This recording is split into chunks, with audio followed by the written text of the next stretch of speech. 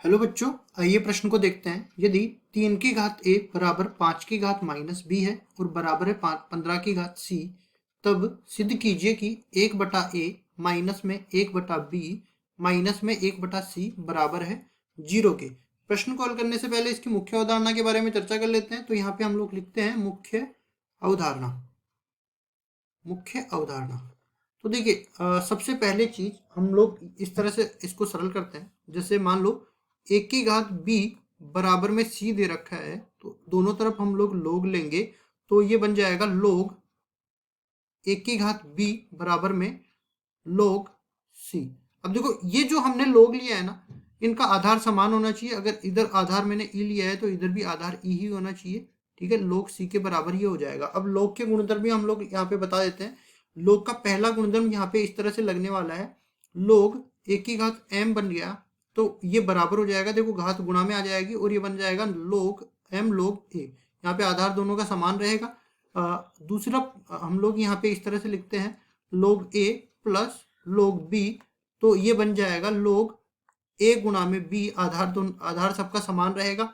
तीसरा गुणधर्म यहाँ पे हम लोग इस तरह से लिखते हैं, अगर log b बटा में log a आ जाए तो ये बराबर हो जाता है log, ये नीचे वाला a जो है ये तो आधार बन जाता है, ऊपर वाला b यहाँ पे आ जाता है।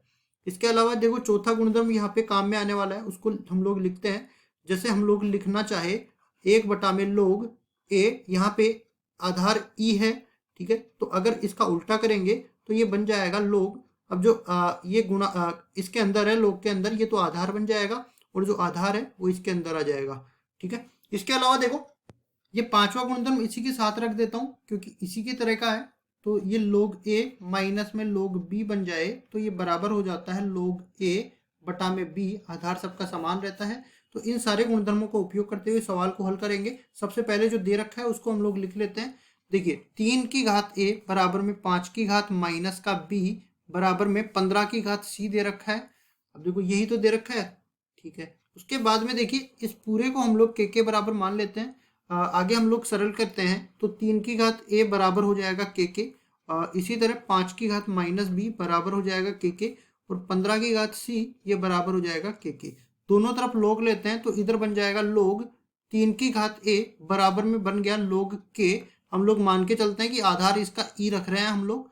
तो उसके बाद देखिए, इधर हम लोग पहले इसको हल कर देते हैं। तो ये क्या बनेगा, ये अपने पास बन जाएगा a इसके गुणा में आ जाएगा a log 3 बराबर में log के। अब इसके बाद में हम लोग देखते हैं तो a बराबर आ जाएगा log के बटा में log 3, इस तरह से बन जाएगा। इसको आगे हम लोग सरल करते हैं तो इसमें गुणधर्म लग जाएगा। क्या बनेगा यहाँ से, log ये 3 तो इसका आधार बन जाएगा, के log के अंदर आ जाएगा। फिर इसके बाद देखिए, अगर मैं 1 बटा a का मान निकालना चाहूँ तो ये बराबर हो जाएगा log, ये जो आधार है ये तो इसके अंदर चला जाएगा और जो इसके अंदर है वो इसका आधार बन जाएगा। अब इसी तरह हम लोग सारे मान निकाल लेते हैं। तो देखिए, ये तो क्या बन जाएगा, दोनों तरफ log लेंगे तो log 5 की घात माइनस b बराबर में log के बन जाएगा। फिर ये जो इसकी घात है ये गुणा में आ जाएगी माइनस b, और यहाँ पे बनेगा log 5 बराबर में log के। फिर इसको आगे हम लोग देखते हैं, यहाँ पे सब जगह प्रश्नानुसार का चिन्ह आ जाएगा क्योंकि हमें जो है समीकरण को हल कर रहे हैं एक तरह से। तो इसको आगे हम लोग देख लेते हैं। माइनस बी का मान देखे तो ये बराबर हो जाएगा log के बटा में log 5। ठीक है, इसके आगे हम लोग इसको देखते हैं तो ये बन जाएगा माइनस में b बराबर में ये 5 इसका आधार बन जाएगा, तो log आधार 5 पे k का मान।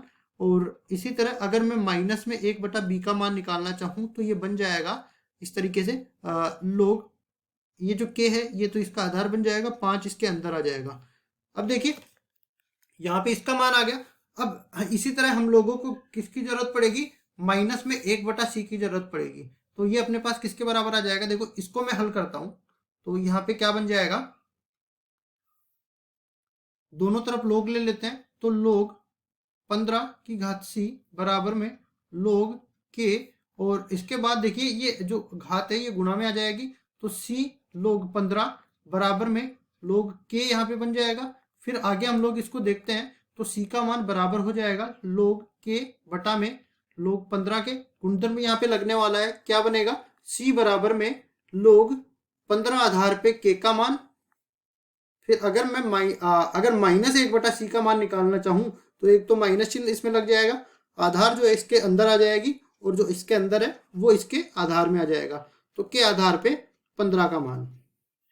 ठीक है, अब इस तरीके से देखो हमें 1/a माइनस 1/b और माइनस 1/c के बराबर ये मान मिल गया। तो सारे मान हम लोग यहाँ पे उठा के रख देते हैं। तो देखिए हमें मान निकालना है 1/a माइनस में 1/b माइनस में 1/c बराबर 0 करना है। तो ये हमने LHS उठाया यहाँ पे और इसको RHS के बराबर सिद्ध करेंगे।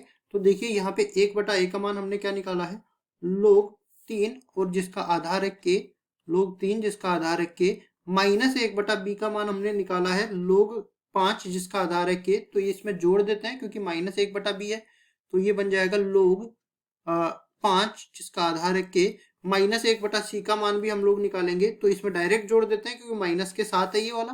तो माइनस में log और यहाँ पे 15 आधार जिसका k है। अब देखिए इसको आगे हम लोग हल करते हैं, तो इन दोनों में हम लोग log का गुणधर्म लगा देंगे। तो आधार तो इनका समान रहने वाला है, लेकिन ये दोनों पद आपस में गुणा हो जाएंगे। 3 और 5 को गुणा करेंगे तो 15 हो जाएगा, माइनस में यहाँ पे log 15 जिसका आधार है k, ये पहले से दे रखा है। अब देखिए या तो अपने पास ये log का ये गुणधर्म लगा के इसको 15/15 बनाओ तो log 1 बनेगा, और हम लोग जानते हैं कि log 1 जिसका आधार चाहे कुछ भी हो ये 0 के बराबर बन जाता है। या फिर डायरेक्ट जो है इस पद में से ये वाला पद काट सकते हो, तो ये पूरा अपने पास 0 के बराबर बन जाएगा। इस तरीके से हमारे पास ये आ गया दायां पक्ष। तो हमने बायां पक्ष लिया था और दाएं पक्ष के बराबर सिद्ध कर दिया मुख्य अवधारणा का उपयोग करते हुए। तो यही हमारा उत्तर हो जाएगा। आशा करता हूँ ये सवाल आपको समझ में आया होगा। धन्यवाद।